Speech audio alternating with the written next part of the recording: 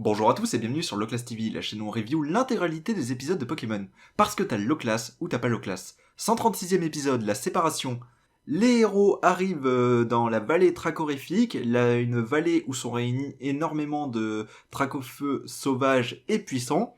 Le Dracofeu de Sacha va vouloir prouver sa force et surtout auprès de la femme qui s'occupe de la vallée. Il va se faire battre à plusieurs reprises et va donc décider de rester pour devenir plus puissant, alors que l'épisode s'achèvera sur la séparation entre Sacha et Dracofeu.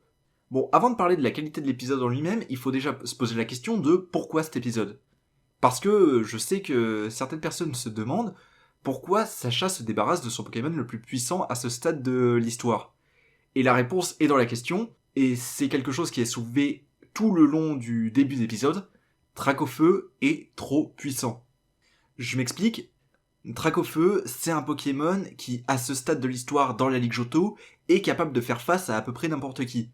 Faut vraiment que les Pokémon en face soient particulièrement forts pour commencer à avoir des soucis à se faire. Mais sinon, Dracofeu est littéralement capable de rouler sur tous les adversaires qui y viennent. Ça s'est surtout vu durant l'épisode avec Cathy, où Cathy, qui est une dresseur débutante, appelle 3 Pokémon que Dracofeu arrive à battre hyper facilement.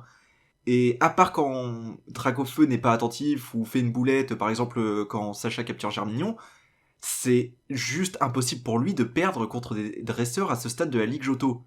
Et ça, c'est un gros problème dans l'histoire parce que Sacha a un Pokémon trop puissant. Il doit avoir de la difficulté. Il doit progresser petit à petit. Et quand t'as une équipe trop puissante, ça ne sert à rien. Par exemple, c'est comme débuter le jeu Pokémon avec un Pokémon niveau 50. C'est bien gentil, mais la notion de progression, tout ça, ne sert à rien. Et ils le disent explicitement. Si jamais Pikachu est battu, il reste Dracofeu, et Dracofeu peut battre n'importe qui.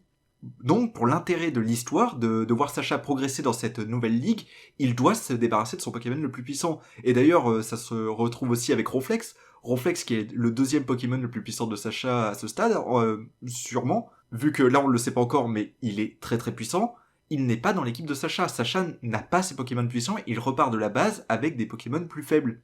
Et là, il y en a qui me diront sûrement, ouais, mais Pikachu et même Carapuce et Bulbizarre, qui sont parmi les premiers Pokémon de Sacha, eux, ils restent. Et la différence, c'est la prestance. Dracofeu, c'est un Pokémon complètement évolué, qui a de grosses capacités, là où un Pokémon comme Pikachu, comme Carapuce, comme Bulbizarre, qui sont des premiers stades, Pikachu l'était au début, à la première génération, ils n'ont pas cette prestance de Pokémon hyper puissants, malgré leurs capacités. Et en tant que spectateur, on a plus de facilité à imaginer Carapuce ou Bulbizarre se faire battre que Dracofeu. C'est pour ça que dans l'intérêt de la progression, Sacha devait abandonner ses Pokémon les plus puissants, dont Dracofeu. Et c'est d'ailleurs aussi pour ça qu'il abandonne tous ses Pokémon à chaque nouvelle ligue. C'est qu'il ne doit pas recommencer depuis le début, en affrontant des Pokémon de base, avec une équipe hyper balèze. Et l'avantage de Pikachu, c'est que comme il est petit, un peu chétif, un peu tout ça, on peut s'imaginer qu'il repart de zéro. Mais on peut pas l'imaginer avec des Pokémon plus massifs, avec des Pokémon qui ont plus de présence. Donc ça, déjà, c'est pourquoi cet épisode. Et comment est montrée la séparation entre Sacha et Dracofeu, bah c'est plutôt bien fait.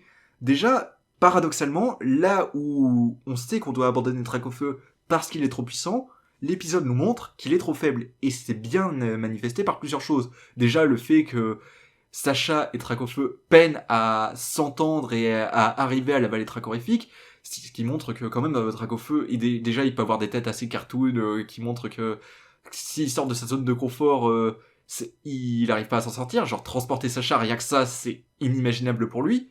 On le voit vraiment immature, à cracher des flammes de partout, à ne plus savoir où il vise, et même dans ses combats avec les autres Dracofeu, il attaque violemment, d'un coup, sans réfléchir, et quand il se fait battre, il y retourne, il manque de maturité.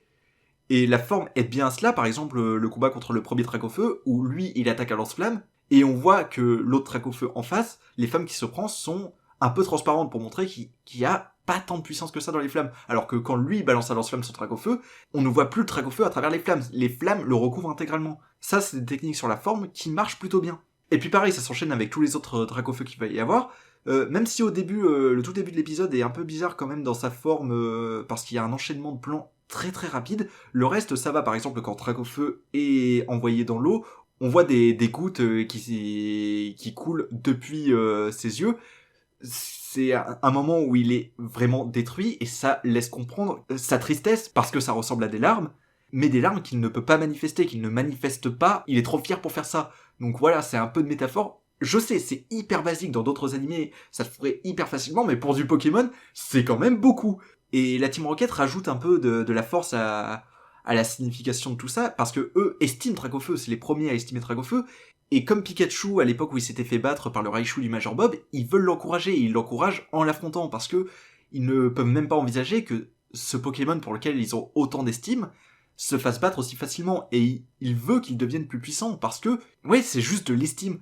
Et c'est pour ça qu'à la fin, après avoir battu la Team Rocket, Dracofeu a tout pour pouvoir rester, et son caractère fait que oui, il veut rester, il veut devenir plus puissant, c'est ça que c'est son objectif. Et en même temps, on voit à quel point il s'est attaché à Sacha, comme quoi, ça les déchire l'un comme l'autre de se séparer. Et d'ailleurs, c'est pour ça que Sacha dit rien.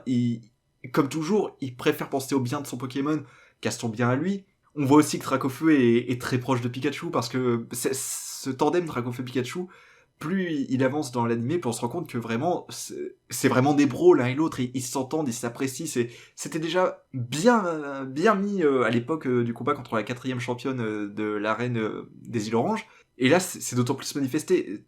Pikachu et Dracofeu ont vraiment une confiance en l'un l'autre, et la manière dont ils ont de se dire au revoir, mais presque avec ce petit côté, t'inquiète, on se reverra, et on reste potes, ça donne de la force encore une fois, et Dracofeu qui jette un dernier lance-flamme quand sa chasse barre, Dracofeu qui crache des flammes à chaque fois qu'il est sous le coup d'une immense émotion, c'est son moyen de signifier à la fois sa tristesse et sa détermination. Et pour du Pokémon, ça marche super bien. C'est clairement l'un des épisodes les plus forts et les plus émouvants depuis le début de Pokémon. Comparé à d'autres animés, je suis d'accord pour dire que c'est standard. Mais pour du Pokémon, ça fait plaisir, et pour un personnage comme Dracofeu, ça fait plaisir. Donc cet épisode, ouais, il marche bien, et il fait plaisir. Il est triste, il a un côté triste, mais il y a quand même un côté bienveillant derrière. On sait que cet épisode est fait pour le bon de la série. La manière dont c'est fait, c'est tout à fait honorable. Il fonctionne plutôt bien, et si on le compare à l'ensemble des épisodes de l'anime Pokémon, actuellement, c'est clairement l'un des meilleurs. Allez, à la prochaine.